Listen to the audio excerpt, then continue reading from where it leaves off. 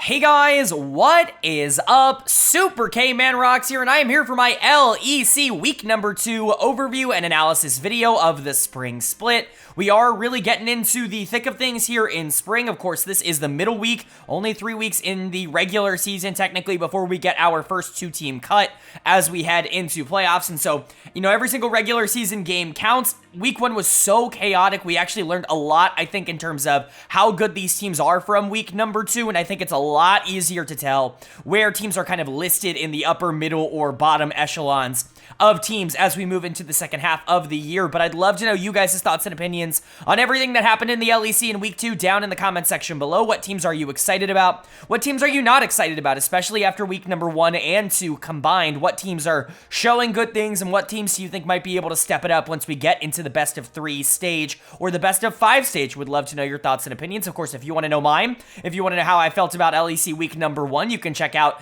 the video that's going to be linked up in the iCard right now. That's my week 1 recap. Not necessary viewing for this one, obviously, but still I think would help, at least in terms of my perception. But without further ado, I don't want to waste too much of your time. We've got 15 games to cover in today's video, so let's jump right into it. If you are new here, what we're going to do is go game by game, talking about the advantages and the disadvantages that each team was able to generate. I'll be giving a player of the game and a dud of the game for each individual game, and at the end of the week, I'll be giving a player of the week and a dud of the week to kind of tie everything here in week 2 into a nice, neat little bow. We will, of course, also be updating my personal power rankings from number 1 to number 10 by the end of week number 2 to kind of give you an idea of where I think these teams are sitting. Like I said at the end of week number 1, going into this week, basically everybody had something to prove with the exception of G2, and so power rankings are definitely subject to change in terms of how they ended up going, but we'll see how accurate I ended up being. But that's for later down the video. We don't need to talk about that now. What we need to do now is jump right into the analysis, start talking about day number 1, our first day of action here. And as per usual, we kick day 1 off with a BDS game, as happens every single day in the LEC. It's SK Gaming taking on Team BDS, and BDS is able to pick up the victory. If someone in the comments can let me know why BDS is always the first team to play on every single day, why they're the opening game basically every single day, I would love to know. I'm actually very curious as to why scheduling ends up like that. Let me know if it's like a fan time zone thing. I would just love to know why they are constantly the first series of every day instead of being dispersed like the rest of the league, which doesn't really have any sort of set pattern. But, outside of that, let's talk about the game. BDS looked a lot better in this one than they did really at any point in week number 1. They very much disappointed in that first week. Obviously, losing to G2 isn't too bad, but a couple of other bad losses in week 1 actually started to raise some questions about whether or not this team was good. And while this game certainly didn't get rid of those, this was a lot closer to what they had been in the winter split rather than what they were in week 1. For SK, really bad decision making. You had a super fed Zeri, a super fed hyper carry down in the bot lane, which has become a bit of the meta, and all you needed to do was just prioritize and play around Exakick and DOS, who actually did play well in this game, but unfortunately the top side just made too many mistakes, and you end up in this situation where you're actually giving over pressure for free, which is obviously a disaster and worst case scenario. So let's go ahead and talk about it. Player of the game is going to go to Adam on the Olaf. I'm a big Adam fan. I've talked about that regularly on this channel. I think that for the most part, he has been the best top laner in the LEC over the past year and a half, and obviously, he's not perfect. He's a player that can be exploited, that isn't always going to dominate, but his mechanics are good enough to get him out of a lot of situations, and if teams make mistakes against him, he's going to capitalize, because he's just going to absolutely run you over with the champions that he does choose to play. A lot of people are going to look at this 1v3 that he had in the late game, and it's like, okay, well, yes, you won, but you won against a late game Jace, you won against a Xin Zhao with basically no gold, and a Nico that didn't have ultimate. Of course, Olaf's going to be able to win this. I'm not sure why SK took the fight, but that's what BDS and Adam have done really well, is capitalize on bad decisions and mistakes that other teams make, and honestly, that's something that not a lot of teams do at a super high level, and so it is a skill in and of itself, even if it doesn't necessarily look like it's entirely Adam's, prerogative to make that play, capitalizing on the bad decisions that enemy teams make. That's how you're able to consistently generate leads at a level like this, and so I think it's a very valuable trait, and Adam does that better than any other top laner in the LEC. I think that is abundantly clear. It was nice to see him kind of get back on track after what was a general generally rough week number 1. You know, we were concerned that maybe whatever, you know, problems were happening in the clubhouse were going to affect him in some kind of way as we moved into the spring split, as, you know, obviously he got benched at the end of winter, but, you know, this was a good showing that hopefully this group as 5 has grown beyond that problem and can start playing the style they did again. I think the rest of this team was also fine generally. Nuke was pretty fine in this game on the Karma. I think Labrov on Thresh was generally okay. Thresh is coming back into meta, I think, because people have just been like begging for a reason to play him, like just waiting for him to get even remotely playable with so many supports favoring him as a champion. I don't think he's strong. I don't think he's good, but you know, Thresh does a lot, and a lot of supports have a lot of practice on him, and so I understand why he's coming back. I think Ice could have been a bit better in this game, ironically enough. I think Exakick was the better AD carry, but Ice is mostly somebody that is going to be a part of the system, as opposed to somebody who's like breaking through on his own as he was in the winter split. So BDS with an okay game, kind of building their late game around the Olaf, having, you know, a lot of setup with the Karma and the Thresh, being able to support that, you know, Aphelios is a primary carry. It's good options, but BDS just kind of made the best possible scenario out of the mistakes that SK were making. I think that's the best way I could probably say it. And then for SK on the other side, just not a very good late game. You made a lot of mistakes, so even though you were in a relatively interesting position as you moved into the back half of this game, it wasn't a blowout by any means. You just weren't able to capitalize on the gold that Zeri had, that Exakick and DOS did a really good job of generating in the mid game. The top side was bad in this one, specifically mid jungle, I think really let them down. Whoever you want to give dud of the game to, either Isma or Niski, I think they both relatively deserve it. Neither of them played well. They certainly weren't the better versions of whatever this, you know, mid-jungle was. Like, Sheo and Nuke were better than Isma and Niski, and Sheo's not been good over the course of this year, so that's a concern. Isma's gonna get it for me, because I do think that some of those engages in the mid to late game were just really bad, and maybe you can talk about the skirmishing that Niski was doing and say that it was negatively affecting SK, but at least he was going for plays. I just don't feel Isma was actually all that aggressive, and when he was aggressive, it was at the wrong time. He was going in on the wrong targets, and it just didn't feel all that proficient of a game. I feel like Isma has had kind of a negative growth development curve from the time he started in the LEC, which is not what you want to see from a young player. He started super hot, looked really good, and is slowly, I think, you know, kind of trailed off and off and off. And Niski, obviously, I still think is a good player, but this was not a particularly great game. Irrelevant didn't really do anything. His name was definitely apt in this game, in my opinion. And like I said, props to Exakick and DOS. I think they were the better bot lane, but it just didn't really matter in this game because BDS's top side was significantly stronger. Back and forth game. I'm not going to sit here and say that SK got destroyed or anything, but, you know, I think I look good for keeping SK at 7 even after they went 2-1 in week number 1. And then for BDS, you know, you had to figure they were going to get back on track at some point because this team is just too talented to be one of the worst in the league. This certainly wasn't a clean game, but a win is a win, and it's definitely better than what they showed in week number 1. Then moving on to our second game of day 1 here, and top team versus bottom team, at least in terms of expectations here. It's GIANTX taking on Fnatic, and it does go as you would expect. Fnatic is going to be able to take this game, and they are going to be able to move to 3-1. You would have liked to see Fnatic walk out of week number 1, perhaps a bit, you know, stronger. 3-0 was a real possibility for them, but they just couldn't quite get the job done. They walk out 2-1, and they have a lot to prove going into this week after that loss to Team Heretics. However, this was a very good start in that. I think there's a lot of good things to take away from this. This team already looks more complete in terms of the way they play the game than they did in winter, and they were already a top 4 team in winter. We could be looking at a team that continues to rise in the power rankings if things continue to go right for them, but for GIANTX, they have real problems, just decision-making problems. We've already talked about how this team is just not mechanically talented enough to be able to go up against the best in the league. They just don't have the firepower, is the term that I've used a lot over the course of this year, but there were a lot of small mistakes in this game that also led to Fnatic getting major advantages, which we will obviously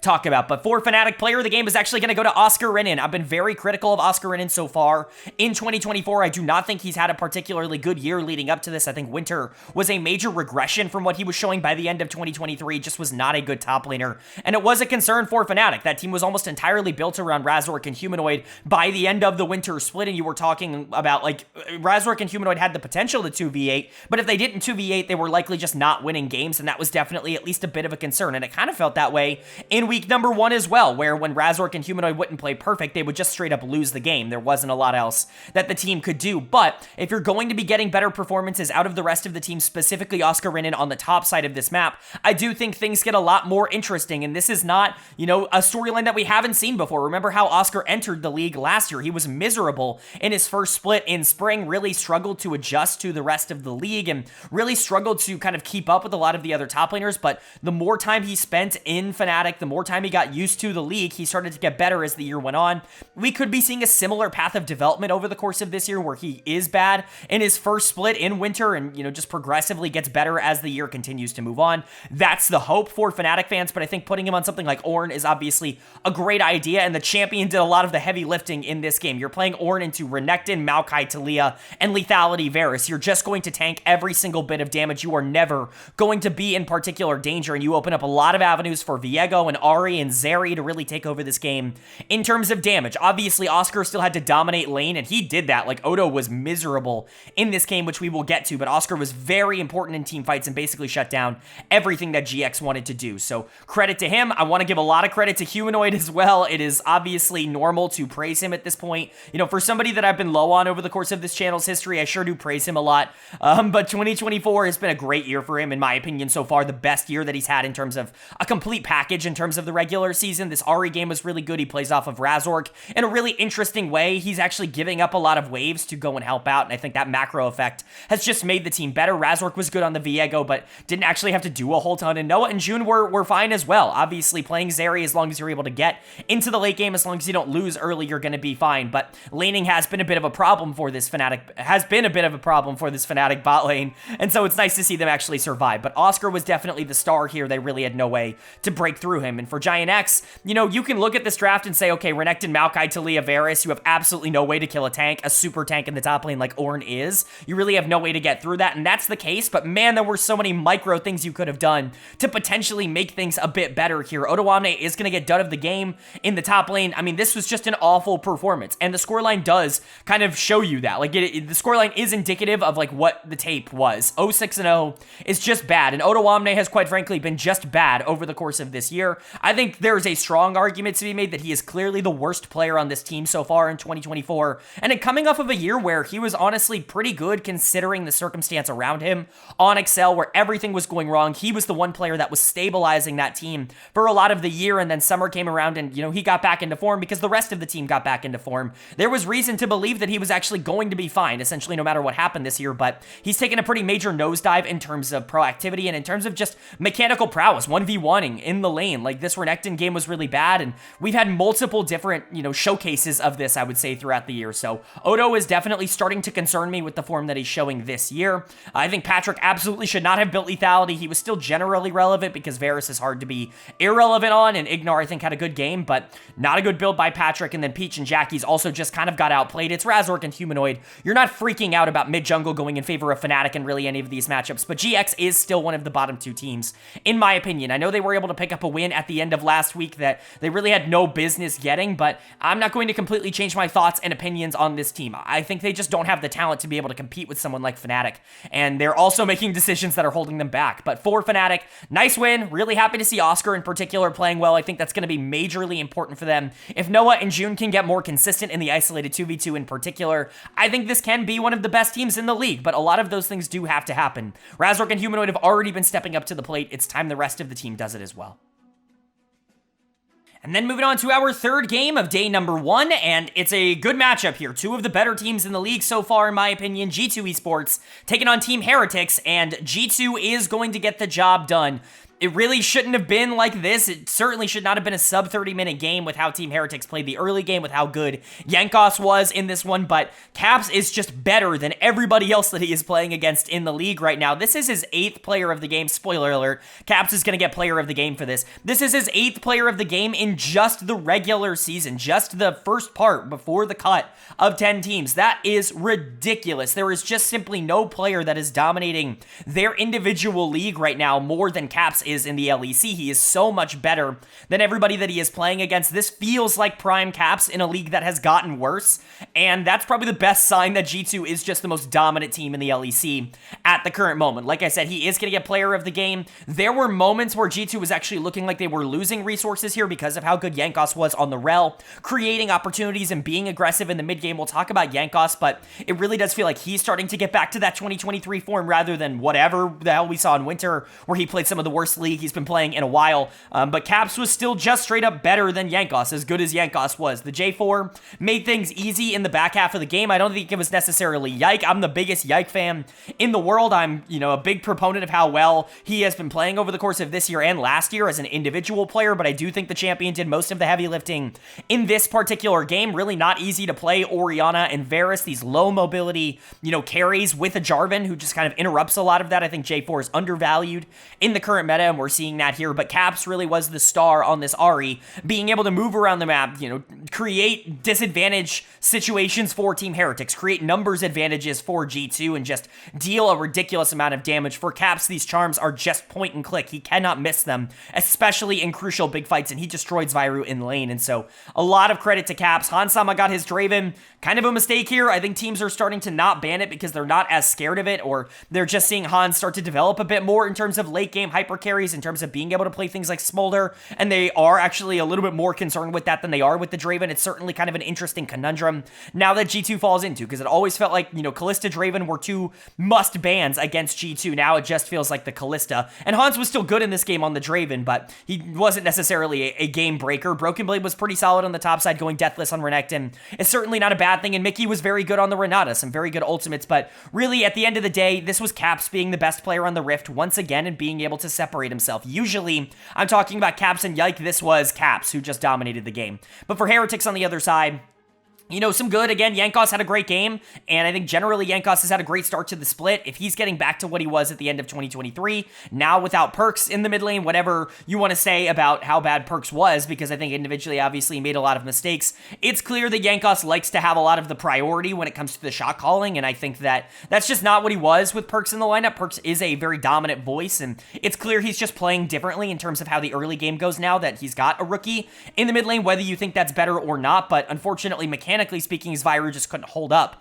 in this game. He's going to get dead of the game against Caps. It's really hard to blame him. Again, playing Orianna in this particular situation is going to be difficult. You're into Jarvan, who shuts down a lot of what you want to do already as Orianna, but then you're also into Ahri, who just makes your laning life a lot more difficult. There really aren't a lot of situations for that Ahri to get online. I'm not entirely blaming the player for this game, but it is worth noting that he was kind of useless. He didn't really do anything, was the least valuable player in the game by a significant margin, and just didn't actually get a chance to play the game. Now, you could also blame Flackid and Trinby, who just were not good in the bot lane. Like, they clearly were not stepping up today, and one of the big reasons why I think you made some of your roster decisions in the offseason was to try and get Flackid a better situation to be able to carry some of these games, and again, it just didn't really happen right now, and Wunder didn't win in the top lane. Broken Blade was definitely at least a little bit stronger. I'm just not going to freak out about Heretics, though. G2 has been absolutely destroying everybody that they've gone up against. I'm not going to sit here and say that I'm shocked that Heretics ended up dropping a game to them. I would have expected G2 to be able to win this, and that's exactly what they came out and did. Caps was the best player on the Rift, and so how can you really sit here and say that you're frustrated with this loss if you're Team Heretics? Hopefully you can bounce back and have a good rest of the week, and hopefully G2 can continue their dominance. It's been a while since EU really felt like they produced a team of the level of what current G2 is, and almost all of that is modern Caps. If Caps can continue performing like this, I mean, he's playing like a top 10 player in the world right now, or at least somewhere around that mark, and he hasn't been like that in probably 3 or 4 years, and so to see that back for Caps, to see the dominance that he is displaying at a domestic level, it imbues a lot of hope and confidence, I would say, for this team moving forward. And then moving on to our fourth game of day one, a battle of the yellow teams coming up, and pretty interesting outcome with Mad Lions Koi taking on Team Vitality, and Vitality picking up the win here. I put a lot of faith into Vitality after week one. I moved them all the way up to number 2 in my power rankings. That might obviously be a little bit too high, but I wanted to kind of solidify that I think Vitality is definitely better this split than they were last split. I think we've already seen something different coming out of a lot of these players. You're naturally going to get some inconsistency with some of the players you have on this team, namely the bot lane, Karzi and Hylissang, who are just not going to be good every single game. It's just not really how they operate. Both of them are very volatile players, and Douglas really hasn't solidified anything for me as a jungler. Was my last ranked jungler coming into this split, but you're still having the upside that Vitality has always kind of had, just in a different way here with players that I think gel a little bit better together, and I think there's reason to believe that it could absolutely work this split, and it could be, a finals team this split, and I'm really excited to say that, and this is, I think, another good example of that, beating a finals team from last split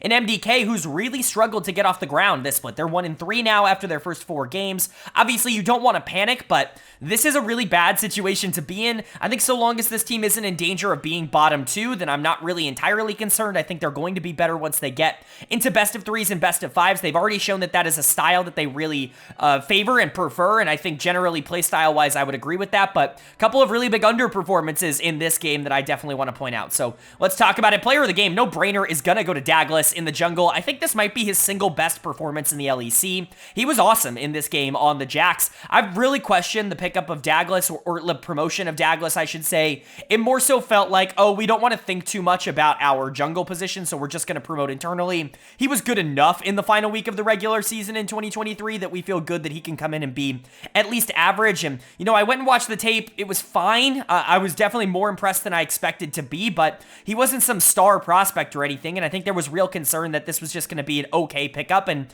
in winter that ended up turning into the case. He was probably the weakest jungler in the entire league in the winter split, and didn't really offer much for Vitality. We're relying a lot specifically on VTO to carry a lot of games. Obviously, Photon was doing a lot of good work. Carzzy and Hilly got significantly better by the end of the split, but Douglas was definitely holding them back, so to put him on Jax and watch him just take over this game, be super aggressive in the mid game, dominate late game team fights, and really kind of scale into being a hyper carry for them, it's a very impressive sequence. Now, it does play into Douglas's strengths. When you think of Douglas, you think of damage, you think of carry potential. In solo queue, I know he's a bit of a Viego one trick, and that's fine. Like, Viego's great in pro, and it's something that I would expect this team to lean into more, but obviously in winter, we saw a lot of brand out of this team. That's definitely something that's been more of a positive. Just getting him on something that can be more aggressive, that wants to skirmish and can deal damage. He's not a Sejuani player. He's not, you know, a Maokai player. It's not the style that you're going to want for Vitality, and that's fine. You can play around that. You don't have to fit that guy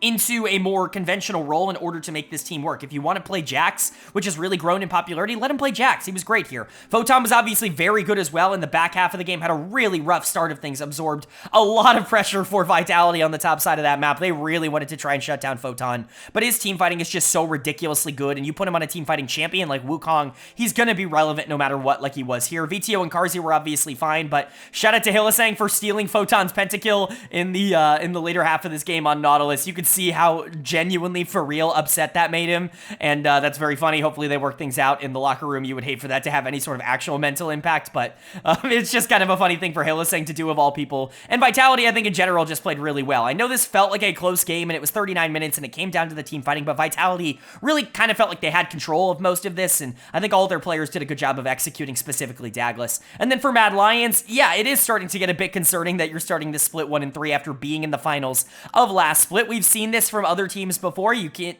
necessarily take last split's performance as an indicator for how they're going to do in the upcoming split. We have a lot of parity and variance, especially towards the middle of the standings in the LEC, and some teams can just have outlier splits or outlier runs, and I'm not saying that's what Mad Lions had. I think there's reason to believe that they could make it, you know, kind of a repeat. That's why I had them so high in my preseason power rankings. I think I had them at number 3, but they're going to continue to drop if they play like this, which is just to say they're able to generate early leads, they have good game plans, and they're able to do basically nothing after that. Their macro, once they get to 20-25 minutes into the game, is just some of the worst in the entire league, and it's really holding them back. You can talk about how Merwin had a good early game on Jace, but can we also talk about how he's done of the game for his horrible team fighting, for his inability to be useful in the back half of the game? I like Merwin, and obviously a lot of people were hyped up about him after the playoff run, but let's be honest about what he is as a player. In the regular season, he was wildly inconsistent in winter. He has yet to receive a player of the game for me in the regular season, and now he's the only player so far, at least this week, with 2 dud of the games in the regular season in the spring split. There are real concerns with Merwin as a feast or famine player. A lot of people were anointing him as a top 3 top laner after that good playoff run. I was obviously pumping the brakes. The talent is there, but the consistency is not. He just needs to get a little bit more stable. He needs to get better at every aspect of the game and not just winning his individual matchups. I also think Frescowie was pretty bad in this game on the Orianna. Really didn't accomplish anything, and we're seeing that champion be kind of useless in the LEC. It's been valuable in other regions, so I would still think about prioritizing it, but if it's not going to work in the way that these teams end up playing the game, then move away from that. Go to something like Talia if it's available, because I just think it offers you a bit more resources, and Frescowie wasn't great here. Supla and Alvaro were fine. Elyoya was generally fine, but, you know, Vitality had more tempo, and they were significantly better at the team fighting 5v5 aspect of the game, and that means that it was a pretty easy win in 39 minutes, and Matt is definitely one of those teams that is going to need to show something different for me to regain confidence. I'm not going to count them out by any means because they can always, turn things around, but this team is already looking a little bit worse than they did in winter. And then for Vitality, their team is looking significantly better already than they did in winter. I'm not going to freak out and anoint them as like one of the best teams ever or anything like that. Better than G2, can compete with G2, but this is a team I expect to at the very least be in the race for top 4. And, they were last split as well, but I think they have gotten a bit more consistent. I think VTO and Photon are two of the best solo laners in the entire league. If Douglas can take that step up, if Carzzy and Hilly can be more consistent as a 2v2 bot, this team could be very dangerous. And then moving on to our 5th and final game of the first day here in the LEC in Week 2. It's a bit of an upset as we saw Corp taking on Rogue. And Rogue is going to pick up their first win of the split. They were the only team to walk out of Week 1 winless, and they are winless no longer. They are able to take down Corp. And it's disaster for KC. I mean, Rogue is the epitome of a bad team in the LEC right now. They've performed poorly in both splits. They really don't seem to have a lot going for them.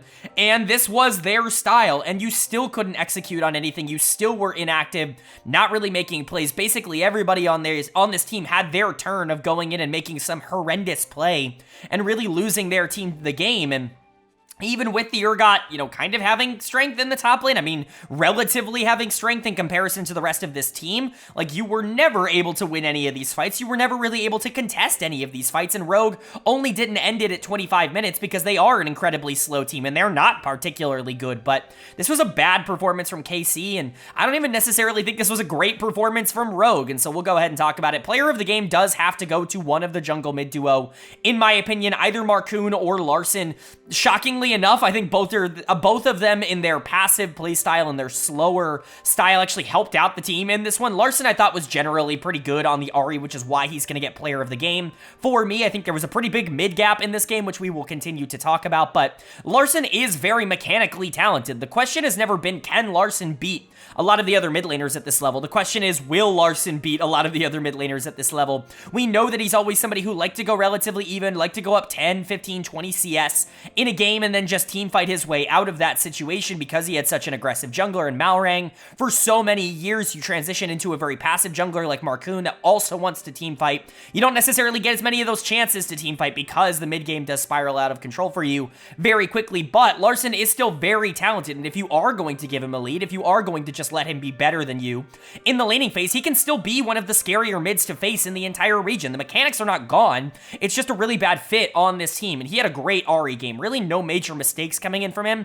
and also he was landing everything throughout this game, so major ups to Larson. I thought he was very good, but Marcoon was obviously also very good. Very weird playstyle, didn't really take advantage of Viego's skirmishing capabilities in the mid game at all, kind of just let the game roll, and then started taking over in the late game team fights. Again, this is what Marcoon was known for on Excel. It's what he was known for last year on SK Gaming. He's always been a really good team fighter, especially on these like more bruisery type of champions. Typically, I would think of him on like a Wukong. That was kind of a signature pick for a long time, but Viego fits a pretty similar niche of being able to just dominate 5v5s and just really be able to take over games as long as you're playing from an even or, relatively good game state, and that's what he did here. So even if he wasn't as proactive as maybe you would want out of a jungler in the early parts of this game, at least he was able to do something and was very influential in winning it in the back half. The Malphite really did a lot of work against Urgot and Xin Zhao and Kalista and, those kinds of champions. Malphite is going to pretty easily shut them down, and Finn, I think, was more relevant in this game than he has been all split long. Comp and Zoelise were fine. Zoelise still continued to make some aggressive engages that put his team in trouble, but for the most part, it never really cost them a ton of pressure. It just was some bad macro decisions, micro decisions, whatever you want to say, bad engaged decisions from the rookie, but there was more than enough firepower on Rogue's side to be able to win this, and that is not a sentence I thought I was going to be able to say.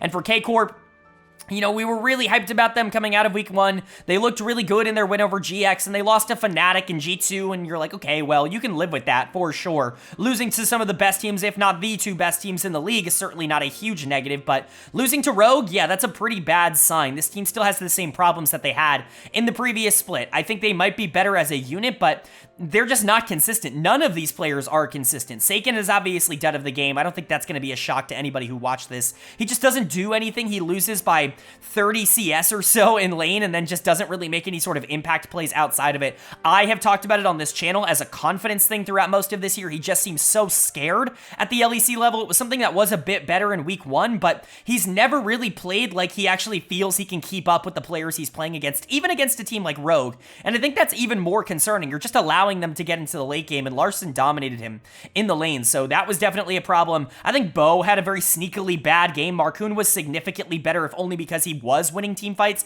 Bo was doing the whole inactive jungle thing, but was also not winning team fights, which is not really a good combination. Bo is this team's best player, but you are just going to get bad games out of him every once in a while. That's just who Bo is. You can't expect him to be good every single game. That's never been who he's been as a player. You know, the Urgot's interesting on the top side, and Kabashar did some interesting things, but like, what is he supposed to do in the late game against a Malphite and a Viego who's getting resets, and Comp who's just healing the entire team for their entire health bar constantly? And then you've got Upset and Targamas who had some really bad positioning errors down the stretch of this game, and their team fighting certainly wasn't extraordinary, but can you really expect that from something like Kalista? Like, you're relying a lot on Nico to set up like Urgot engages in this game, and especially you need the mid game to go really your way, and K-Corp just didn't really have that in mind. It feels like this team is the same version of themselves that they were last split, you know, not really understanding win conditions, not being super proactive, and just kind of losing games because you're scared to go out there and make plays, with the exception of Bo typically. But in this game, Bo also didn't go out there and make plays, and so yeah, I'm getting a bit worried about K-Corp. I still think that this should be a top 8 team in terms of how things end up working out, but can you really prove to me that they're definitely going to be that right now? I'm not sure I can. And then for Rogue,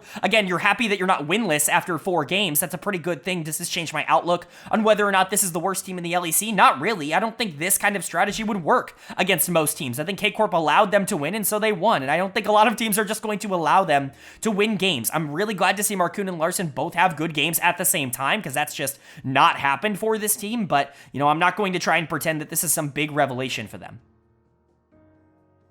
Then moving on now to day number 2, and we kicked off our second day with who other than BDS, because they always kick off our days. It's GIANTX taking on Team BDS, and BDS is going to be able to pick up the win. I don't know what to tell you other than this was not a particularly close game. BDS had full control, and they were able to really take advantage of their champion strengths in a way that was a lot better than GX. And, you know, for GX to have talked so much trash before this game, for them to get absolutely clobbered, never really be in it, never really be relevant, kind of funny. Like, that's kind of the takeaway from this. But outside of that, this was a pretty stock standard game, a good team beating a bad team. One of the teams that I would expect to be competing for like an LEC final spot, you know, a top 2 spot going into this split, just beating a team that I would expect to be competing for a bottom 2 spot going into this split, and it went as you would have expected. Player of the game for me is going to go to Labrov in the support position. We have talked about him a bit less than the regular season from last split, because he was awesome in winter. In my opinion, he was the all-pro support in the winter split in the regular season, but he's been a little bit more of a cog in the wheel,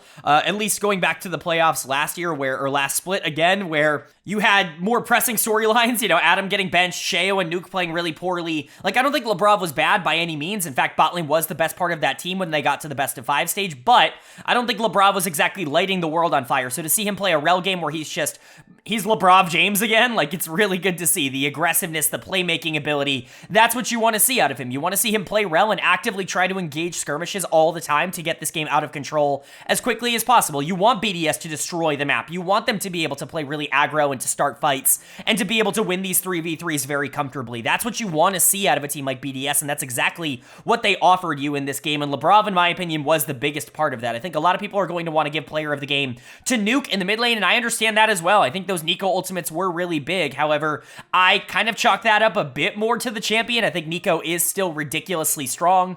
In the mid lane, I think her ease of execution is very low. Like, it is very easy to execute a Nico combo relatively seamlessly in the back half of games. Not to say that she's like the freest champion of all time. She's not Smolder, in my opinion, even though I also don't think Smolder is as free as people say he is, but he's, you know, she's not Smolder, but she's pretty darn close. Like, you have to really struggle to not be useful on Nico in a fight, which is why I almost call it out when when somebody is not useful. But Nuke was good towards the back half of this game, even if I think he could have been a bit better in the early part. But Labrov, to me, was like the standout player for BDS in this one when you watch the tape, when you watch his ability to initiate these fights, to constantly be a thorn in GX's side. It's just better than what other supports are offering at this level. Ice obviously did a good job to get fed on the Zeri because of a lot of those Labrov engages, and once you get fed on Zeri, the game becomes a lot more difficult, especially with Smolder essentially being a permaban here in the LEC. I understand that mentally people just don't want to play against it, but Smolder's one of the few champions that can actually match Zeri in the late game, and Zeri's priority is going to continue to rise so long as Smolder is permabanned here, and if that's, you know, the side effect effect of what ends up happening, then that is what it is. But Zeri is in a very strong state right now at the pro level, and Ice continues to show that. You know, Sheo was pretty good in this game, which is a sigh of relief. This guy has not been a good jungler in 2024 so far, even when this team was winning in the winter split, I should say. Like, he was the weakest part of this team by a significant margin, in my opinion. So to see him, you know, at least have a good game here against Peach is solid, and Adam got to play Sion. I mean, what else do you really want me to say? He played safe in the early game and then just kind of played Sion in the late game. It's one of his signature champions for a reason, but Labrav and Nuke were definitely the stars for me when it came to BDS in this game. And then for GIANTX, you know, for Jackie's talking so much trash about how he's going to destroy Nuke at the beginning, he sure had a bad game, didn't he? He's going to get dead of the game. I like trash talk. I've gone on record saying I think leagues are more interesting when people go out there and try to make fun stories, try to create rivalries. I think that just makes for a better fan experience and fan atmosphere. Look at what's happened with like Corp and Mad Lions entering the league. The atmosphere of the league has just gotten better. We've gotten fans stepping up for a lot of different circumstances, and that's made games more fun to watch. And so when you get a lot of this trash talk, it does make things more interesting for me. But if you're going to trash talk, you got to be able to go out there and back it up. And Jackie's is just not at the level where he can do that just yet. The Orianna was not particularly good. Once again, another poor Orianna performance here in the LEC. We're seeing that become a bit of a trend over the course of week number 2. Jackie's was just not good in this game. Got completely destroyed by Nuke in team fights, was never really all that useful. I think you could say the same thing about the bot lane. Patrick and Ignar were not good. Patrick has really disappointed me this year, and specifically this split so far. The first 4-5 games from Patrick have been really bad across this split so far, so you're hoping that ends up kind of turning itself around, but I think his positioning has been worse. I think his ability to impact the game has been worse. He's been one of the worst AD carries in the league this year, which I think is a sad thing to say. And then Ignar also, again, he plays to the level of the players around him, and Jackie's and Patrick had really bad games. Peach was also losing to Sheo, which is something that just doesn't really happen in the LEC in 2024. Otawamne wasn't nearly as relevant against Adam, even on his signature champion of Rumble. It just isn't a particularly good situation for GIANTX. This is, again,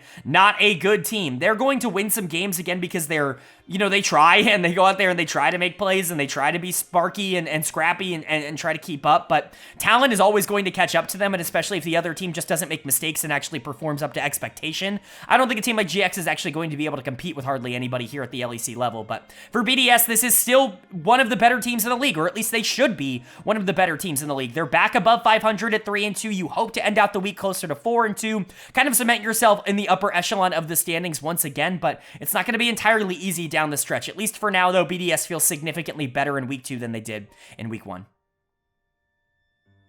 And then moving on to our second game of day number 2, our middle day here, and 1-3 versus 3-1, going as you would expect. Rogue taking on Team Vitality, and Vitality is going to pick up the win, and this isn't a particularly big upset. Rogue did look winnable in day number 1 in their first game of the week against Corp, but that doesn't translate like I talked about in that game against teams that are actually going to try and be proactive. Now, this was kind of a weird one. Rogue actually did get a lot of pressure in this game. They got a lot of gold on their Smolder in the bot lane for Comp.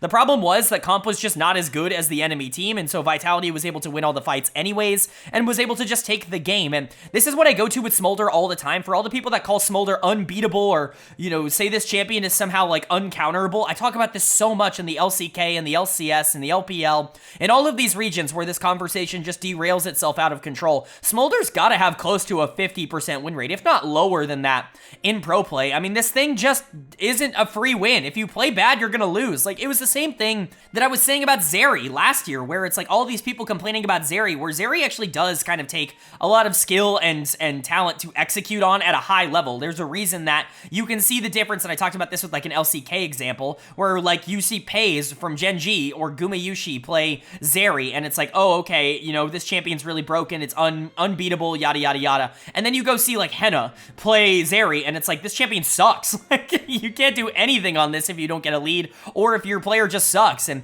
that's kind of Smolder as well. Like, Smolder, I think, is easier, has a lot more tools that are, you know, kind of noob friendly or bad player friendly to be able to actually take over games. But if your positioning's bad on an AD carry, you're not going to be useful, and that's what happened in this game. And credit to Vitality, they did everything they could to shut down that Smolder in the late game, but he just was not nearly as useful as the Gwen was on the other side of this map. Photon's gonna get player of the game for me. He has been spectacular at the start of the spring split. Honestly, this reminds me a lot of winter 2023, when he first entered the league and was just absolutely destroying carrying games on the top side of the map, really just dominating lane and then transitioning that into ending games very quickly. It's kind of different this split. He is still winning lane, but it's not nearly as hard, and it's not nearly as dominant. I think top lane has gotten better, especially in terms of the isolated 1v1, but he is destroying team fights. He has become an absolute monster. Honestly, the way he played this game reminded me so much of Bin, and I think that is like a huge compliment that I can give if anybody knows how highly I think of Bin. Photon reminded me a ton of him in this game with how he just played some of these fights. We're not going to talk about the tower incident. Outside of that, he played a near perfect game,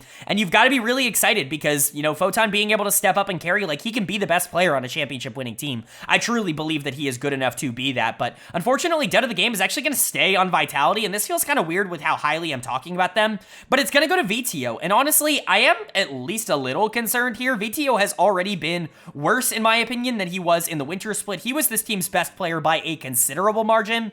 In Winter, he was one of the better players in the league, certainly one of the more valuable players in the league when the bot lane and jungle were just kind of inconsistent throughout the split. Whether you want to like Carzzy or not like Carzzy, he had some good games, he had some bad games, and Douglas had a lot of bad games as well, and so VTO really needed to step up. But now that the rest of the team is doing well, now that you're getting good performances out of Douglas, and Photon is like the carry of this team, and Carzzy and Hilly, specifically Hilly, has been really good this split, now all of a sudden VTO is like the weak link of the team. It's very weird to end up watching this, but I thought he played this game really poorly on a champion that I think is really strong right now in Taliyah, so that's definitely something to monitor. But Photon was certainly good enough to win. Hylissang was amazing in this game on the Rakan. This felt like a classic Hilly game on Rakan where he's just making all these plays. I'm still not a fan of Twisted Fate bot. I think you allowed Smolder to get out of control because TF doesn't have the pressure to be able to try and stop that, but it didn't cost them the game, and I think that's good enough to be able to say for Vitality. And then for Rogue, the entire game plan was centered around trying to get Smolder ahead, and you just aren't as good as the enemy team, and so even though you did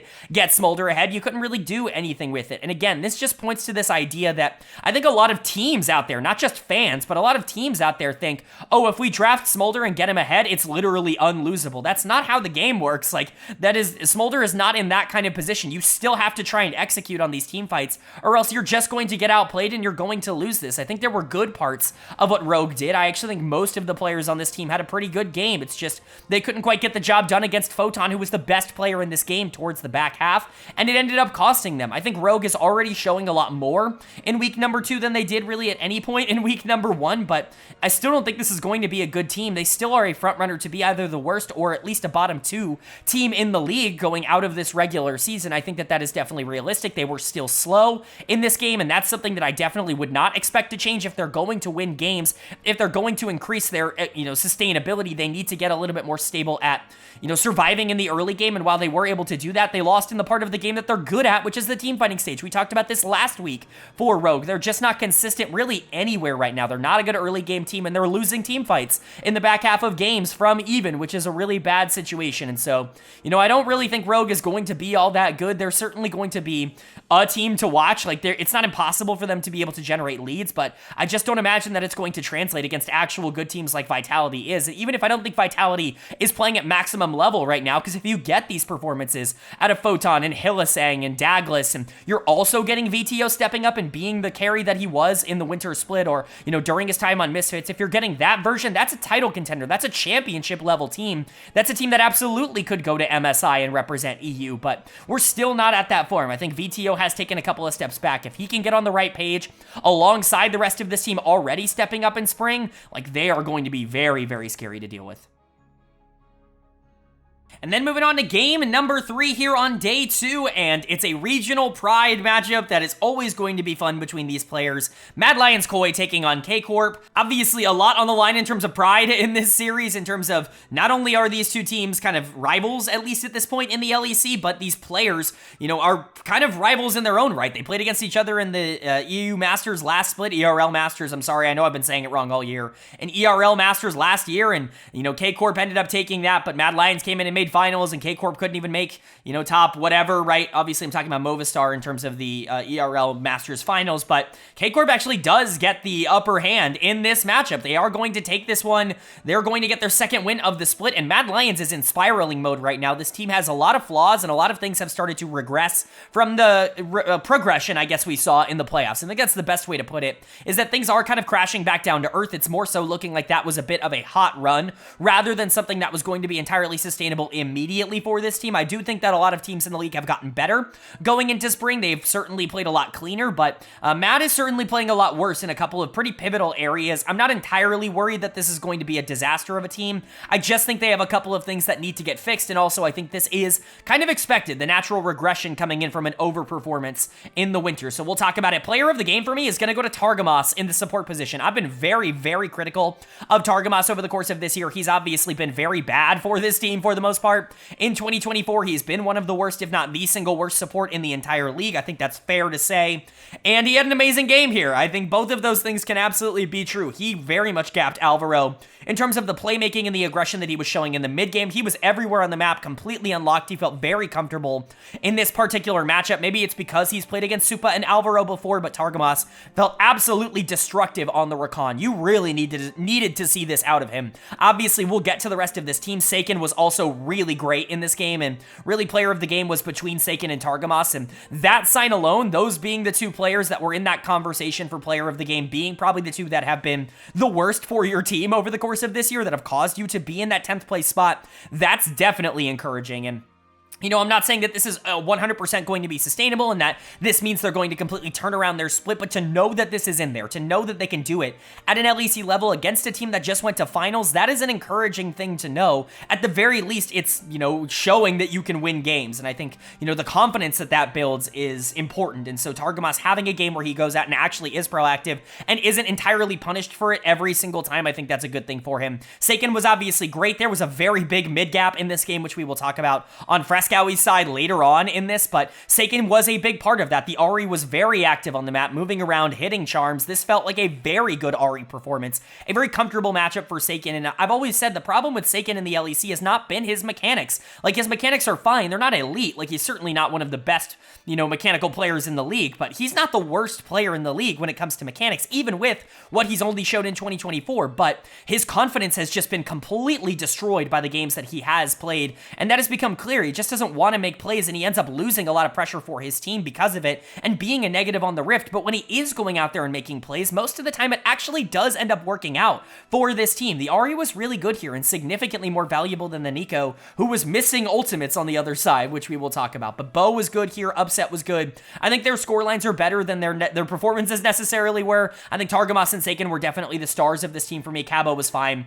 on the top side. Didn't really win or lose. Just kind of went neutral. But K-Corp with a win, and this is a big one. Beating Mad is definitely one of those confidence builders. Hopefully they can build off of this. But for Mad, you're in a pretty negative spiral right now, and you've got to cut yourself out of this as quickly as possible because you're just not looking good. Nowhere on the map is looking good right now. We've talked about how Merwin has just not been consistent at all for this team across most of their regular season games, despite what Reddit would want you to believe. But this time it was one of the other rookies. It was Frescowy in the mid lane who just was not able to hold up. This is one of the worst Nico games that I've seen all year long, and I like Frescowy. I actually thought he was really good in winter, especially once you got into the playoffs, where he actually became a very integral part of how Mad wanted to play their mid games. But man, it's really hard to watch a Nico that loses lane to Ahri, that has no pressure in the mid game, and then goes into these late game team fights and ults at most like one person in some of these fights. It really is a disaster, and I think his positioning is a big part of that. I think he played scared in this one, which is very funny considering he's playing into Seiken, who is kind of the poster child for being a more passive, scared mid laner. And so,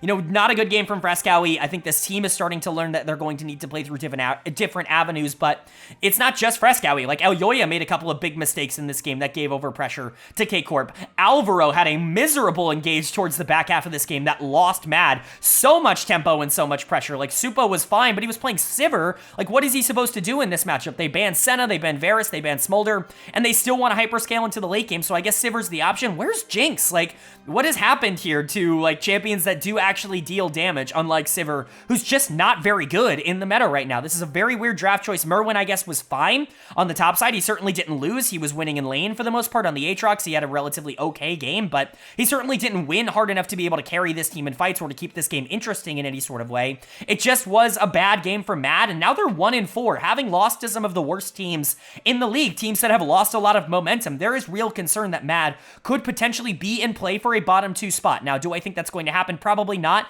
I expect this team to figure something out moving moving into the final week and at least be able to scrape their way into playoffs, as Mad Lions as an org is relatively known for, but at least for now, this team is not looking good. And then for K-Corp on the other side, very good game. 2-3 is already a significantly better position than you were, obviously, at this point last year after 5 games. You were 0-6 coming out of week number 2. So to be at 2 wins, even going into like the final day of week number 2 to potentially have a shot at being 500 going into week number 3, it's a major upgrade from where they were just a couple of months ago. Then moving on to our 4th game of day number 2 here, and it's a 2-2 matchup. 2 teams looking to go above 500. Team Heretics taking on SK Gaming, and Heretics is going to pick up the 40-minute win. This is not a huge upset, but it is good to see Heretics bounce back after a rough G2 game. G2 is always a very difficult opponent to face, and sometimes they can snap your confidence at least a little bit because they just kind of beat you in ways that other teams aren't going to be able to beat you. It doesn't always make you feel like the strongest team in the world, but Heretics know what they have to offer. I think they're really starting to lock in on their style, and individually, I think a lot of these players are performing better than they did in the winter split, and that is massive. For SK, just feels like they're going to be one of these teams that's going to be good against teams that are struggling, bad against teams that kind of know what they're supposed to be doing at this point. They're going to be, you know, kind of gatekeepers in that sense, if you will. Right now, I have them at number 7 in my power rankings. I think that's relatively accurate. You know, unless things continue to spiral for teams like Mad Lions, I would expect SK to really kind of define the difference between the 3 bad teams in the league and the 6 really good ones, and then they're like right in the middle, right? I think it's kind of an interesting conversation, but for Heretics, what did they do right in this game? Well, player of the game is going to go to GIANTX. He had an amazing week number 1, was very nearly my player of the week, but Caps was terrific. And then obviously earlier this week also got outdone by his former mid laner when he had a really good game against G2, and it just didn't really matter. But this time it did matter. He got to play Jarvan, he got to take over a lot of the mid game, and you know, GIANTX is just really, really good at being active, at making positive winning plays. Even if they're not always the flashiest, even if they're not always the most noticeable, he is going to create a lot of good things for his team. Luckily in this game, they were very flashy, they were very noticeable, and so it was easy to kind of pinpoint them out, but he was not good in winter, so it's really, really good to see him step up and continue to be a player that they can really build around here in the jungle. He came to this Heretics team in absolute flux, and they've turned into a contender. He's kind of been the one to kind of guide them through that transition. He's the only player from the start of the year last year that is still on the roster. So credit to GIANTX, he looked great here. Flacket and Trimby I thought looked very good in this matchup. Exakick played really poorly, and we will definitely get into that, but you know, Flacket and Trimby still had to go out there and do things, and I think that's exactly what they did. I know that's a very vague description, but you know, Varus Thresh isn't always the most active lane in terms of how you play it. I'm kind of out on Thresh, talked about it a lot. At least it's winning, you know, places in the world like the LCK and, you know, like the LCS, mostly the LCK, but it's really interesting to see players go back to it. Again, we talked about it. If it's relatively valuable, if there's any way that you can play Thresh, he's probably going to be in the meta somewhere, and so it was good to see Trimby play him. And then Flacket was just really good. They brought in a lot of players, specifically Trimby, in the middle of this split, or in the middle of this year, in order to try and facilitate Flacket getting more resources and being more of a carry for this team, and I think it's really working right now. Wunder was fine, Zviru was fine, but really this was GIANTX enabling the bot lane to be able to carry, but it was, I mean, GIANTX was the star of this game, no questions asked. And then for SK on the other side, golly, this bot lane played bad, and they are so hot and cold, they are so feast or famine. It is really, really crazy how Exakick and DOS can have some phenomenal games, some phenomenal performances, specifically, like, I'm looking at their final game from week number 1, where they played the Kalista Renato lane about as beautifully and perfectly as you can play that laning phase, and then you look at a game like this, or the first game of the season for them, and it's like, golly, this is an absolute disaster. Exakick is playing Senna and not getting any souls. DOS is missing all of his engages and really has no opportunities to play aggressive at any point in this game. It just feels entirely useless. It's crazy the swing that you can have as an AD carry or a bot lane in general, not only in this meta, but specifically in this league or in the West in general. It doesn't feel like any sort of bot lane has broken through as an elite one anywhere in the West, in NA or in EU, and I think it's really hurt the leagues as a whole. You know, Exakick and DOS have a lot of potential, but this was not one of the games that it was coming out in. I do think the rest of the team was fine. Irrelevant, Isma, Niski, I think they were generally good. Maybe Niski was too far forward in a couple of circumstances, playing too aggro, but he was also the one that was pulling back the most amount of gold and the most amount of aggression and, you know, positive plays for SK anyways, keeping this game relatively close, and so it's hard to really fault him for that. Isma was good, actually really good in my opinion, and Irrelevant, you know, was fine in the top lane. You could argue he was the better player, but he had a pretty easy lane matchup, so you're looking at, unfortunately, GIANTX just being better and your bot lane kind of collapsing, and that kind of leading to a loss. Again, it just kind of paints the picture of a team that's good, but not great, and I think that's going to be the definition of SK throughout this year. But nice win for Heretics. They're going to move above 500 to 3-2. If they get in this week at 4-2, that's a really nice place to be. I know not a lot of people are going to be super excited about this team, but with the way Jankos is playing, I continue to think they could be a contender to, at the very least, be somewhere near the top 2 by the end of the split. And then moving on to our 5th and final game of the second day, the middle day here in the LEC in week 2, and it is a banger. Maybe the 2 best teams in the league going head-to-head, and a big upset here as Fnatic took on G2 Esports, and Fnatic picks up an absolutely ginormous win. I mean, truly, this is huge for them. They got such a gigantic lead in the early game, and they were able to transition that into a really stable, clean end. I know a lot of people are complaining and moaning and whining and, you know, rage typing on the internet about Smolder and about how broken this champion is, and this is a great example because this game would have been over in 20 minutes if it weren't for Smolder. This game would have been over in 20 minutes if it weren't for Smolder. This game would have been over in 20 minutes if it weren't for Zeri. This game would have been over in 20 minutes if it weren't for Jinx. This game would have been over in 20 minutes if it weren't for insert hyper carry here. This is just how this role plays. Like, I hate to be that guy that just sits here and complains, but I'm so tired of this narrative. I get that Smolder is the best of the hyper carries. He is the strongest one, and he's really not that difficult to execute on, which makes his barrier to entry smaller. It means that, you know, lower level teams can still play him, but when the champion's got a 40% win rate in the LEC and barely a 50% win rate globally, it's hard for me to look at that and say, you know, oh, this champion is unbeatable. It's unplayable against, and it makes the game bad. I agree that Smolder needs to be nerfed, and I agree that it's the strongest thing in the meta, but if you're actively going to let it through draft, if you're making the decision as Fnatic to let Smolder through, then you can't complain about it, and your fans can't complain about it. I'm sorry. It's not something that I think is fair. I think we've gone through this over and over again. Every year, it's like, oh, insert X thing, X champion that I just want to complain about in order to complain about it. We've done it with K'Sante. We've done it with Zeri. You know, we've done it with so many things. I just want to talk about the players. I think that they matter significantly more in this game than the champion, because look, Smolder had a shitty early game, and yeah, he was able to survive and make things relatively relevant in the back half, but they were never in, like, actual contention to win this game. They were never in a position where Smolder was actually a threat to be able to 1v9. It was a fear if Fnatic messed up, but that's the point. Fnatic shouldn't mess up. They should close the game out consistently, and that's what they did here, so credit to them. They did everything they were supposed to, and this is not a conversation about Smolder. This game should not be about Smolder. It's not about Smolder. Smolder was such a small part of this game, and I'm only bringing it up because that has been the entire narrative surrounding this game is, oh my god, look at how broken Smolder is. They had to respect Hansama in the game even though they were up so much CS. It should have ended in 20 minutes, yada, yada, yada. It's just such a baseless argument, in my opinion. I know win rates aren't everything. I'm not trying to pretend win rates are everything, but go watch this champion play. I think a lot of people complain because they don't watch the champion play. They don't watch the laning phase. They just watch the team fights and they see the broken damage that he can do. Let's try to take everything in actual context. I just really would prefer that. But let's talk about the actual game and the actual players, you know, the part that I actually like to talk about on this channel. Player of the game is going to go to Razork for me. I think that there were a couple of really great options here. In fact, basically everybody with the exception of June, no offense, June, he was fine. This game just not exceptional. I think could make a case for it. Oscar Rinnan obliterated Broken Blade on the top side here.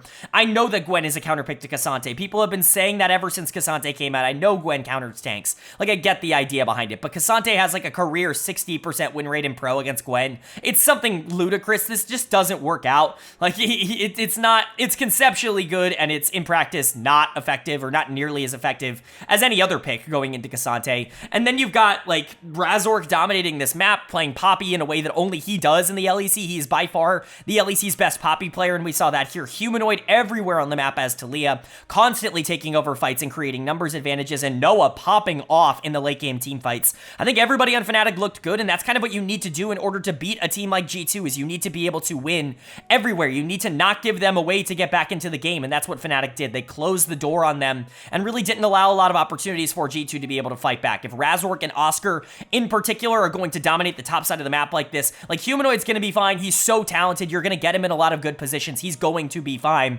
no matter what. But Noah and June, I think, had a good game. Oscar had a good game.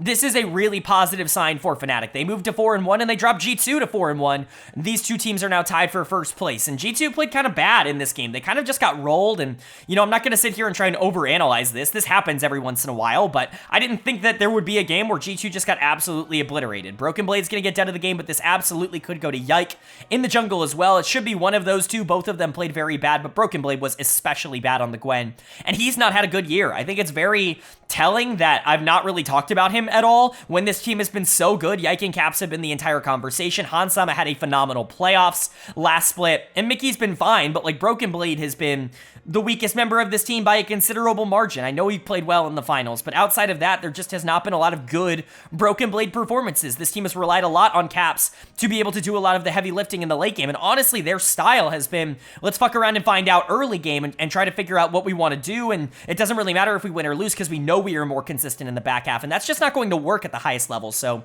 are there concerns about G2? Maybe, but they're so talented, and I would expect Caps and Yike and Hans and Mickey and, even Broken Blade to be able to outskill so many of the teams that they go up against at this level that I'm really not entirely concerned. You're allowed to lose a game. No one's expecting this team to 1000% go undefeated.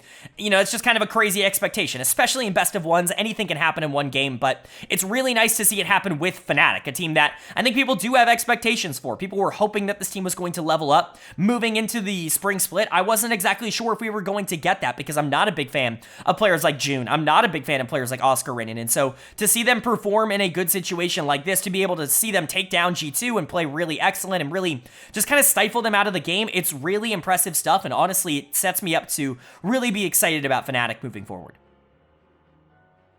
Now we get to move on to our third and final day of action here in the LEC in week number 2, and I'm very excited to go over it again. We're getting a much clearer idea of where these teams sit, and that starts with game number 1 here on day 3. Team BDS taking on Team Heretics, and Heretics is going to pick up the win. They continue to look very good here. This was kind of a dominant performance from them, more so kind of what we expected going into the year. When we talked about this team, we talked about the veteran leadership of players like GIANTX and Wunder, and even bringing in someone like Kaiser at the time, but Trimby fills a very similar role in terms of shot calling and macro, and you're looking at a team that should be able to out-decision make a lot of the other teams around them in the standings, and that's exactly what happened here. The macro was just infinitely better coming in from Heretics, and BDS really had no way to respond to that. They also individually played bad.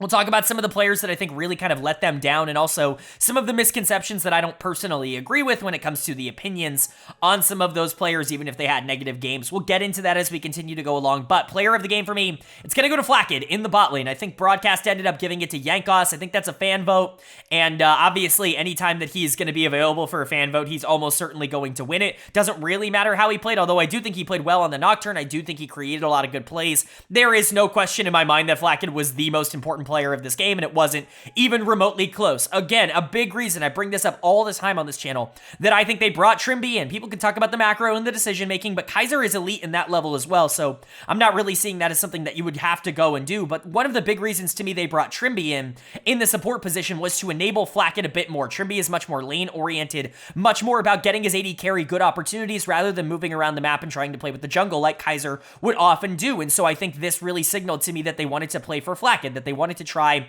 and put more resources into the bot lane, and that's exactly what they've been doing at the beginning part of this split, and I think Flakked has responded well. He's been very good as a primary option for this team, which is something he's never really been at the LEC level before, so you're excited to see him play so well. Zeri's just one of those champions. You get a bit of gold on her, you can snowball the game very quickly, very similar to Smolder, very similar to, any of these other hyper carry ADCs that we were going to see. Smolder is obviously a bit easier to execute than Zeri, but Zeri still does a lot of the similar things that people complain about Smolder for, and I thought Flakked did a great job of being able to execute on that. Of course, Trimby did a great job in this game on the rel. It's very clear this team's macro is just significantly better here in the spring split. I'm not sure if bringing Trimby in has helped with that. I'm not sure if taking Perks out has helped with that. We know Perks is a big voice in terms of comms, and he was always considered one of the world's best shot callers when he was on G2, whether he was in the mid lane or in the bot lane. Specifically when he was an AD carry, he was really praised for that kind of mentality and options, but allowing GIANTX and Trimby and Wunder to all kind of make their own choices, I think has actually really unlocked them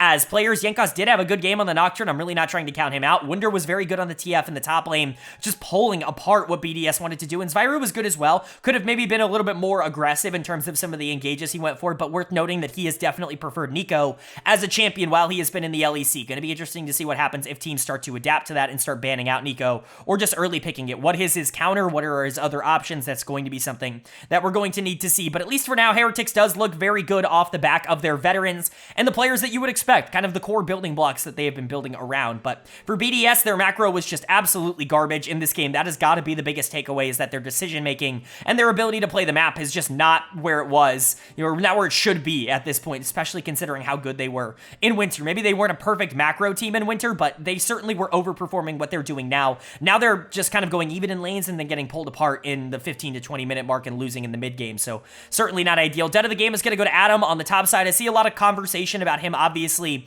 every time he loses on a champion that isn't one of the Gods champions, you're going to see one of the most upvoted comments be, I guess he's not actually good without the Gods champions. I guess he looks significantly worse without the Gods champions. Completely ignoring that for most of last split, he played Cassante, and he absolutely obliterated people on it, and he was the best Cassante in the league last split. And that, sometimes you just have bad games, right? We're not going to sit here and try and pretend that Adam's bad at Cassante when you have the entirety of Winter and the entirety of 2023 to go and look at. This guy is a Cassante player, and he plays it at a very high level. It just didn't work out this game. He played poorly into Wonder, and he had a bad game. He is done in the game for a reason, but trying to sit here and retroactively say that he's always been bad at Cassante, at least try to do some research into that first, I would say, because he has been one of the league's better Cassante players up there with Oscar Rinnan, in my opinion. But it wasn't just him. The rest of this team also failed. Ice and LeBron were really bad in the bot lane, and they are probably the lane that I'm most worried about taking some big regressions. Ice was very stable in the Winter split, but he really didn't do a lot of the carrying. He really didn't get a lot of the resources in that regard, and I think this team is asking more of him at going into the spring split, and it's not necessarily working out.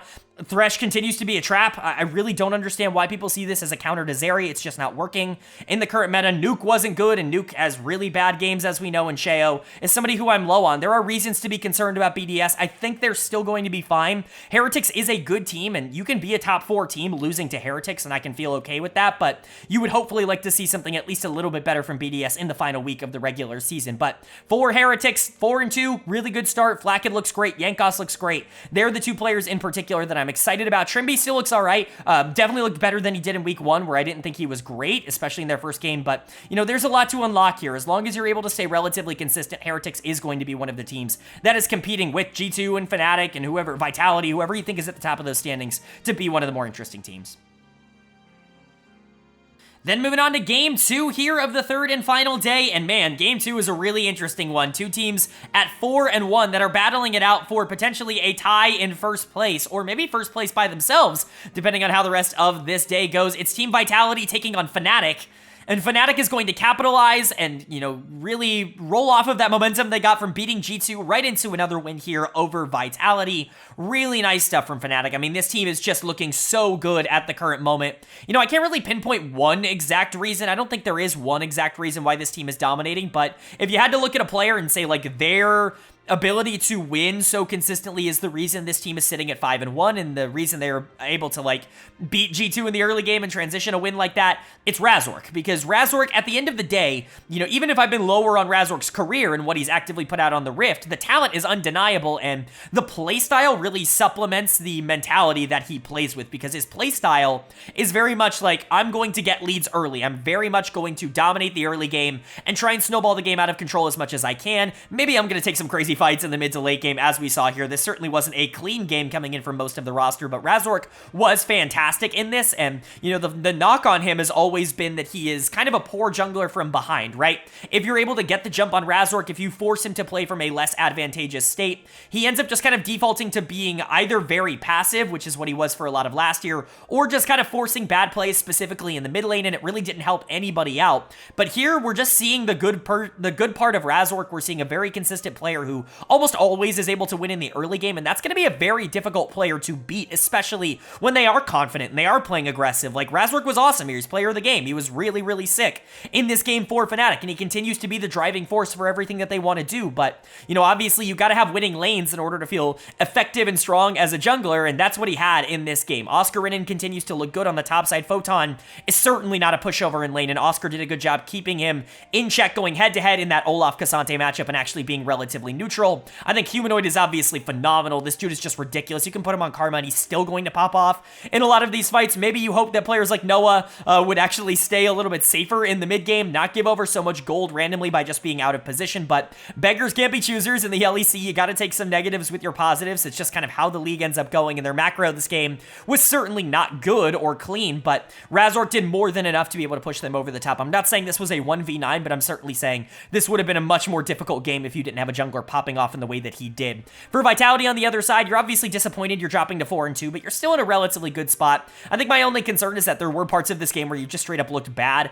I've been critical of VTO throughout this year, as I'm sure you guys know, but I don't think he was the problem at all here. I think the bot lane was the problem. They just played really bad, and this is going to happen every so often with Vitality. This is just a very volatile bot lane. Like, Carzzy and Hilly, you're never going to get 9 straight good games out of them. It's just not how they're programmed. It's not in their DNA. If you want to give dead of the game to either of them, I think both are correct. Both made win tradie-worthy plays this game, as they do sometimes. I'm going to give it to Hylissang specifically for a couple of plays in this game, but again, if you really want to give it to Carzzy on the Kalista, his positioning was horrible down the stretch of this series, constantly just giving over a ton of free resources to Fnatic, but I think Hilly was more of a problem on the macro sense. Like, Carzzy made bad decisions and bad plays in terms of his positioning and his mechanics, but I think Hilly was just constantly in the wrong position, which I think is a bigger issue, but this bot lane really did cost them the game. I'm not saying they definitely would have won this if the bot lane had played better, but Fnatic certainly wasn't playing perfect when it came to their macro and their mechanics. It really was more of a, you know, Fiesta type of game, and Vitality definitely could have had a better shot if their bot lane wasn't also running it down in the same way that Fnatic's bot lane was running it down. But VTO was fine. I thought Douglas was actually good again here on the Viego. He's looked really good in week 2. This is easily the best week he has had in the LEC as a starter. And then Photon was fine. Again, him and Oscar went relatively neutral, which I think is more positive to Oscar because Photon is such a good player, and we know he's such a good player, but, you know, this is a nice win for Fnatic. It's not a horrible loss for Vitality. You're still at 4-2, and I imagine this team is still going to feel good, but Fnatic, I think, has cemented themselves in the top 2 of teams in the LEC at this point, and, you know, at least going into the week, that's not even really what I expected, even as somebody who liked this team. And then moving on to our third game of day number 3 here, and again, another battle for a team that's trying to stay in first place. It's G2 Esports taking on GIANTX, and G2 does pick up the win. No upset happening here. This is predictable, but that means we do have a tie for first place going in to the final week of the split, which is really fun, but G2 definitely getting some revenge on GX for whatever happened in their game against Fnatic. They did not want to drop 2 in a row, and that became abundantly clear here. GX with some decisions, some questionable decisions. Hansama gets his Draven, and his global taunt activates. Odoamne spends almost the entirety of the game trying to hunt down the Draven and stop him from getting online. Oops, Jax got 4 towers and now is going to win the game.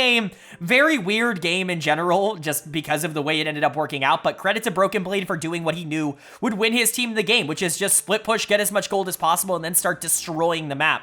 And that's what he did. He's player of the game here, especially as a rebound to their loss to Fnatic, where I did not think he was particularly good, where I thought Oscar Ridden definitely just kind of outplayed him in a 1v1 sense. It's really nice to see him get Jax and actually go out there and do something. And I, you know, obviously don't love what Odoamne did. I don't think he played this game well. We will get into that a little bit later, but you still have to go and execute if you're a Broken Blade. You still have to be able to get that gold. You have to not worry about your bot lane, not freak out that, you know, they're starting to get dove and that they're not going to get the resources that they might want.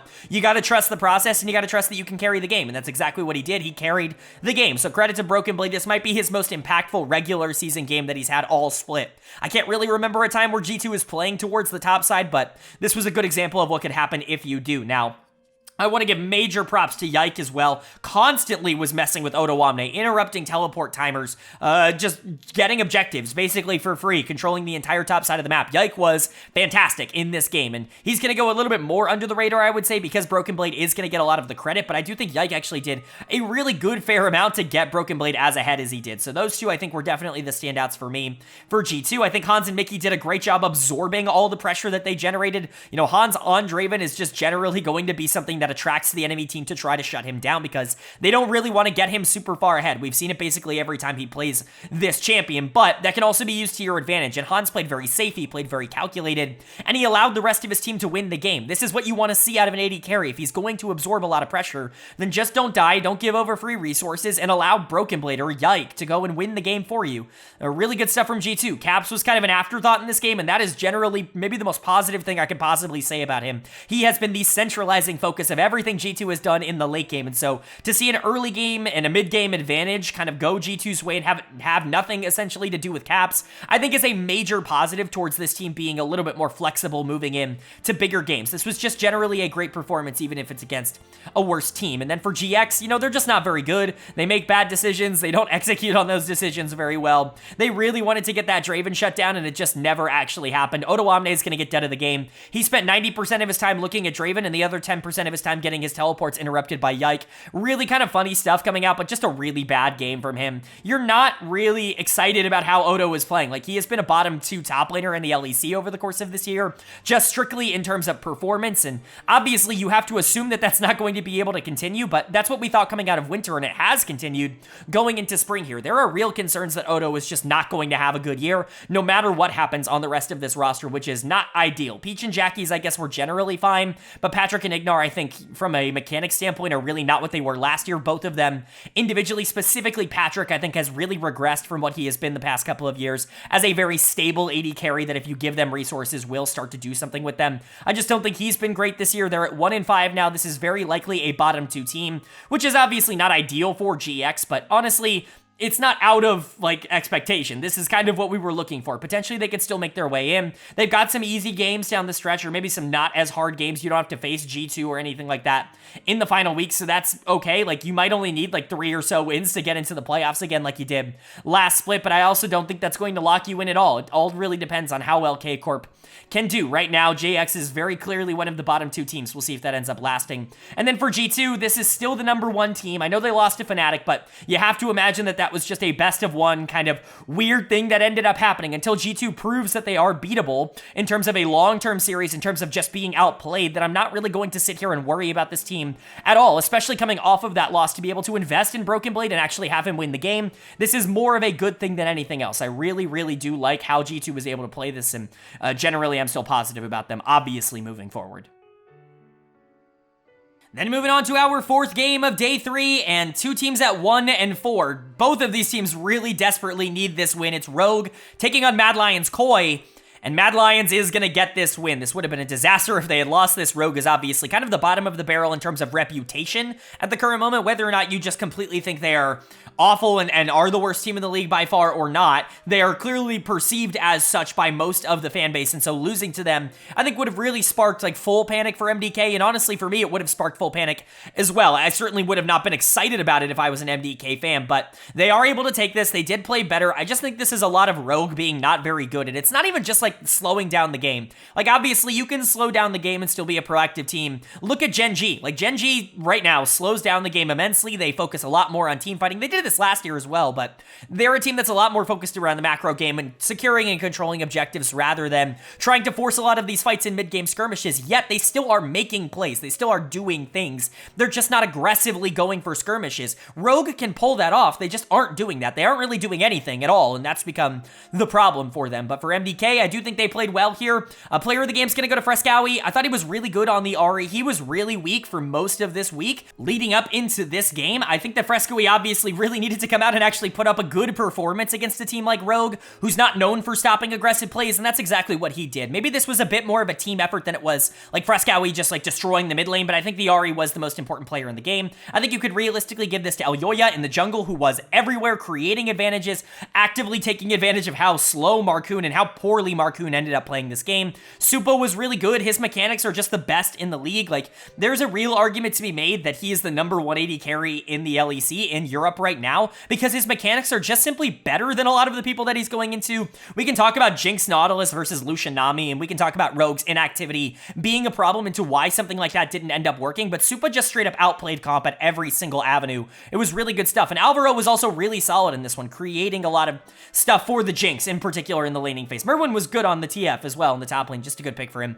MDK, though, it felt more like a team effort. It felt like everybody kind of coming together, capitalizing on Rogue's mistakes, really turning on the players who were playing poorly on the other side, and just kind of snowballing that into a game victory. It doesn't change my thoughts on this team. No win over Rogue is going to make me completely feel good about you, just because Rogue is one of those teams that should be losing most of these games, but at least they were able to go and pick it up in a rather clean way. But for Rogue on the other side, man, this bot lane is bad. Like, there's nothing else to say. This is so clearly the worst bot lane in the LEC, and I don't even think it's remotely, like, arguable. Like, they have just been horrible, especially in the recent weeks. Comp is the worst AD carry in Europe, or in the LEC, I should say, and it is not close. He's gonna get done of the game here. Lucian Nami used to be such a classic pick for Rogue when they went to Worlds and, you know, really overperformed those situations back in 2022 for Comp, but he doesn't have the juice anymore. There's really nothing else to say. I know I've talked about it a lot on this channel, but it really does more and more feel like 2022 was a complete outlier season for him, because even the minor things that he was doing in that split have not been replicable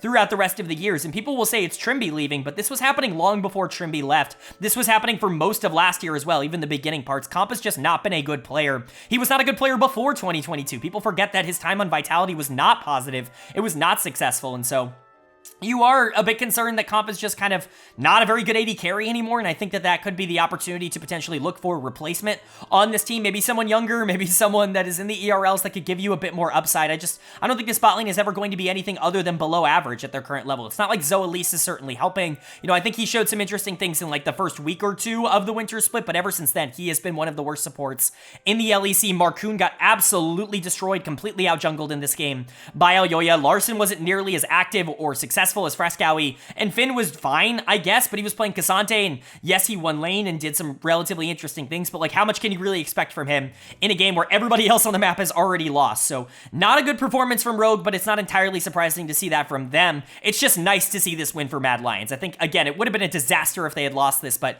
they're able to avoid that. They're able to move to 2-4, and while they're not in a great spot, this should still be a top 8 team, and so long as they can start leveling up as, you know, the split starts to wind down, maybe get a little bit more comfortable for best of 3s, I think this team is going to be just fine moving forward. And that's going to bring us to our final game of the week here in week number 2, the final game of day number 3, and another pretty interesting one, maybe not the stakes of some of the others. It's SK Gaming taking on K-Corp, and SK is going to pick up a win. What it does have in common with a lot of the other games that we've talked about today already is that it was not particularly clean, but it was fun. I tweeted out like a week ago or sometime around there, League has gotten significantly worse in terms of, like, I think I said, like, the quality of game has gotten significantly worse this year, but that's increased the entertainment level of all of the games across the world by a lot. I do truly think that teams are just simply playing worse than they did last year. Last year felt like such an advancement in terms of how good teams were being, but going into 2024, we're out with like very clinical, very, you know, methodical plays and all the teams not really making mistakes, especially good ones. We're in with, let's just friggin' figure out who's the more fun team in this one, and that's exactly what we got. Player of the game for me on SK's side is going to go to DOS. I'm not sure they win this game without DOS. I mean, they didn't play particularly well in the back half. Their macro is certainly very questionable, but man, Renata is one of those champions that can just absolutely obliterate someone. This has very quickly, in my opinion, become DOS's best champion. I think he just plays this better than anybody else in the LEC by a pretty large margin. In fact, I think it's almost becoming something that you kind of have to think about banning every game against SK because DOS is just too good. His team fighting is too intense, and honestly, Renata does so much. Upset did more damage to his team than he did to the enemy team in this game. I don't think that stat's real, but it's certainly kind of a funny thing. You're certainly watching these fights, you might imagine that. I mean, it's truly incredible how much of a takeover presence Renata can have as a support, and DOS is obviously very good at her. He's very good in lane as well, and that's what makes it very difficult to play into it, so credit to DOS. I think Exakick obviously did a good job of being able to capitalize. This bot lane can be very feast or famine, but often, if DOS is winning, then they're going to win, and if Exakick is losing, then they're going to lose. Not saying that DOS is absolutely the only player in this bot lane that is doing well. When Exakick wins, he wins hard, and he does a very good job of extending his lead, but I do think DOS is probably the player somehow, some way in this bot lane that I've kind of started to favor a bit more moving forward, but I thought Niski was also pretty good here on the Taliyah, with the exception of some of the ultimates. Isma and Irrelevant definitely had some very questionable choices, especially Isma as the game continued to go on, but who cares? They won the game. That's what really matters at the end of the day, is picking up that win, and that's exactly what they did. But moving over to K-Corp, they just kind of let this game get out of their hands a little bit too much in the mid game. You can talk about how the Renata ultimates were very difficult to deal with in the back half, and DOS obviously placed them well, and, you know, Renata's just a very difficult champion to deal with in general, but maybe using using Cleanse when you're upset and you're about to kill your fed Viego might be a good start. Like, that would certainly be something I would personally consider. I think Upset had an absolute stinker of a game in this one on the Xayah. I don't think his scoreline necessarily indicates that, but he was very close to getting my dud of the series here, or dud of the game is going to go to Cabochard in the top lane. When you pick R5 Sion, you gotta make it worth something, and this just wasn't worth anything. Like, the Sion was completely useless. It lost in lane, was never useful in team fights, ended up just sponging basically nothing, because look at the amount of AoE on the side of SK. What is he actually going to absorb? Maokai's got a point and click. Talia can just go wherever she wants, and she's probably going to stay safe on the back line, and almost everything Varus does is AoE, and so it's actually very difficult outside of the auto attacks, obviously. But it's very difficult for Sion to actually be relevant this game, and he already lost in the early lane. It just was not a good game from Cabochard. We've seen Sion work in other circumstances. Of course, Adam pulled it out earlier this week and did relatively well on it, but I think Upset, Cabochard, they were the two players that I was by far the most disappointed with. Targamas did not have a good game, especially when the enemy support was so interactive and so good throughout a majority of this. I think really you're just looking at Bo, who did try his best and unfortunately got killed by Upset multiple times in this game. If I'm the 8-kill Viego and I'm constantly dying to Xayah, I'm gonna lose my mind. Like, I would get so tilted from this game. But K-Corp's macro was also horrible, and I think part of that you can put on Bo, who has always never really been a macro-oriented, a macro-first kind of jungler. So, you know, K-Corp moving to 2-4, I don't think it's the worst-case scenario. Again, they're already so many wins ahead of where they were at this point. Last split where they were 0-6 coming out of this week, they're now 2-4. That's definitely an improvement. I think they'll definitely be a team that rounds about in the top 8. They're definitely going to be in the top 8 of my power rankings. Bottom 2 feel pretty locked in, but SK, like I said earlier, they are the gatekeepers. They're not a particularly good team. They're not going to be able to go up against the teams that I expect to be competing for top 4, but beating the teams that are bottom 3, yeah, that feels like something SK can do when they are playing their form of League of Legends, and that's what we got here. I really like Doss as a player, and I think he's very quickly becoming the breakout star of SK Gaming, and it's going to be interesting to see if the other players can step up and maybe they could be more interesting than I'm projecting.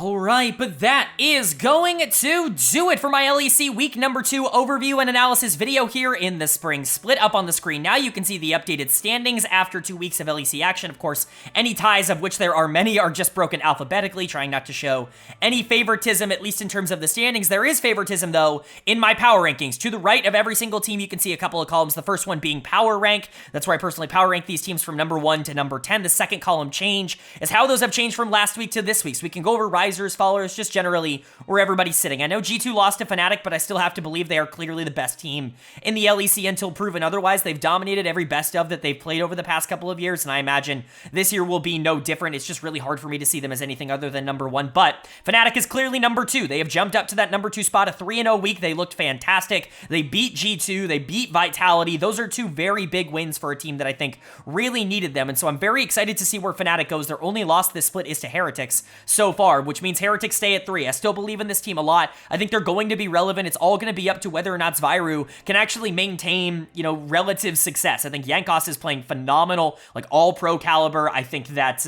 obviously Flackett has taken a step up. Trimby's been good for this team, and so this is going to be a contender, but 3 and 4 are kind of flexible for me because Vitality falls from 2 to 4. I actually feel great about putting Vitality at 2 last week. I think that was a really good call for me, and honestly, my power rankings last week, for as little confidence as I had in them, actually aged really well, and Vitality is one of the big reasons for that. This is a very good team, but do I think they're consistent enough to be able to compete with the other teams in the top 3? I'm just not entirely sold on that, which is why I dropped them to 4, but they could absolutely beat Team Heretics on any given day. I think they could beat Fnatic on any given day in a best of 5. I think any version of Vitality that shows up could be the best or the worst team in the entire league, and you just don't know, but for the most part, they've actually been very good this split. Coming in at 5, it's going to be BDS for me. They move up 1 spot. They looked a lot better here in week 2 than they did in week 1. I still think there's a lot of things to fix, but they definitely looked better. Mad Lions then fall to 6. Honestly, I'm keeping them in my top 6 because I'm not entirely ready to give up on them yet, but they are very close to getting down, I would say, into the bottom 4. I don't think top 6 is necessarily locked for them by any means. 6 is definitely more of a nod to, I assume you will be better than what you have been. Still have SK at 7. They are the gatekeepers for me. They're better than the bottom 3, but they are clearly worse than everybody in the top 6. Maybe not clearly, because like Mad Lions and BDS have not been perfect, but to me, they are definitely worse than teams like BDS and Mad Lions in terms of upside. And then you've got the bottom 3, DK Corp is going to stay at 8. They seem like the best of the bunch right now, which is really good. I still don't think this team is elite by any means, but maybe they can make some surprises if they do get to the best of 3 stage. And GIANTX and Rogue very much feel like the bottom 2 teams. They are going to stay at 9 and 10. Let me know if you agree or disagree with my power rankings down in the comments. Would love to know where you agree and where you disagree, where you see me right and where you see me wrong. It's good to get public feedback whenever you can, but it's time to move into my player of the week and my dud of the week here in week number 2. Player of the week, pretty easy for me. It's going to go to Razork, the jungler for Fnatic. Fnatic was amazing. Already talked about them, obviously, in the power rankings, but Razork was the biggest part of it this week. He truly has been exceptional in 2024. I think it's a strong case that this is his best year ever, and I think especially building off of how good Humanoid, or how well Humanoid played in the winter split, for Razork to take a lot more of the spotlight, I would say, here in this split, in the spring split, I think is a really big positive. You'll notice a teammate of his in the runner-up honorable mention segment, Oscar Rinnan, I think also had a fantastic week both on and off of Cassante. You know, Ornn is very good for this team. Tanks are very good for this team, and Oscar does a great job of being able to survive on those, which is funny. That was not the scouting report on Oscar coming into the league. He was very much an aggressive player who wanted more resources. It's very funny how he's transitioned into this very strong weak side top laner that is getting better as the season goes along. But the other runner-up, it's going to be Jankos for the second week in a row. He's been fantastic, and it's really unfortunate that only one of Razork or Jankos can make like first team for spring, because I think both of them through the first 2 weeks have been exceptional for their teams. It's going to be a difficult conversation,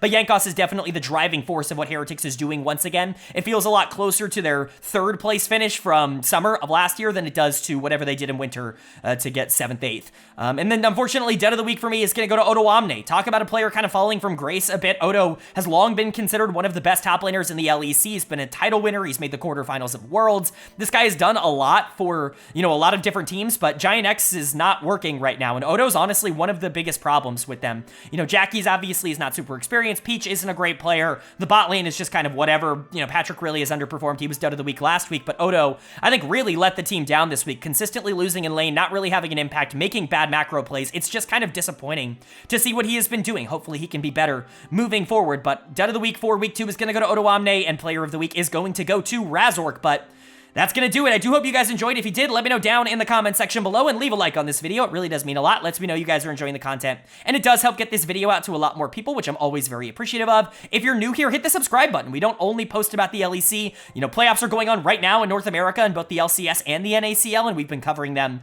all week long on the channel. You can check those out.